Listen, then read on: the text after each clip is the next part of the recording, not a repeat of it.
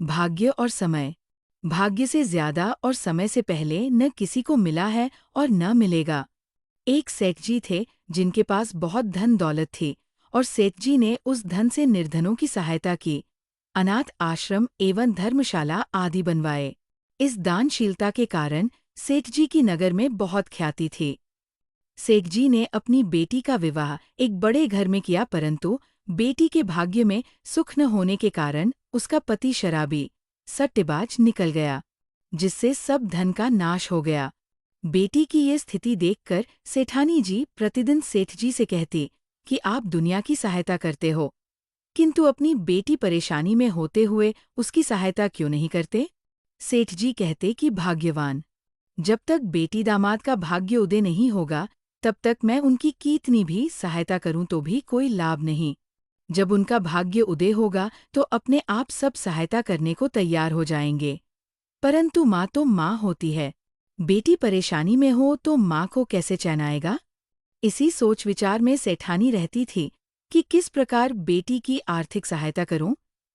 एक दिन सेठ जी घर से बाहर गए थे कि तभी उनका दामाद घर आ गया।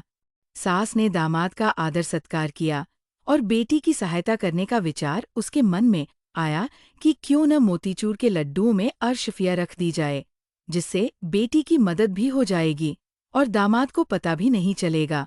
ये सोचकर सास ने लड्डुओं के बीच में अरशफिया दबाकर रख दी और दामाद को टीका लगाकर विदा करते समय 5 किलो शुद्ध देशी घी के लड्डू, जिनमें अरशफिया थी, वह दामाद को दिए। दामाद लड्डू लेकर घर से चला।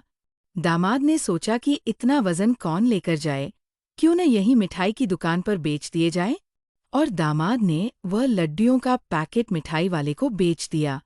दुकानदार से पैसे लेकर जेब में डालकर चला गया। उधर सेठ जी बाहर से आए तो उन्होंने सोचा घर के लिए मिठाई की दुकान से मोतीचूर के लड्डू लेता चलूं, और सेठ जी ने दुकानदार से लड्डू मांगे। मिठाई वाले ने वही लड्डू का पैकेट सेठ जी को वापस बेच दिया, जो उनके दामाद को उसकी सास ने दिया थे। सेठ जी लड्डू लेकर घर आए। सेठानी ने जब लड्डुओं का वही पैकेट देखा, सेठानी ने लड्डू फोड़कर देखे, अरशफिया देखकर अपना माथा पीट लिया।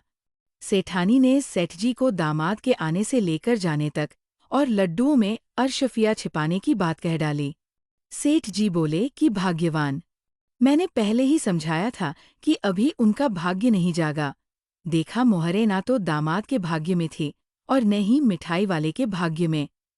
इसलिए कहते हैं कि भाग्य से ज्यादा और समय से पहले न किसी को कुछ मिला है और न मिलेगा।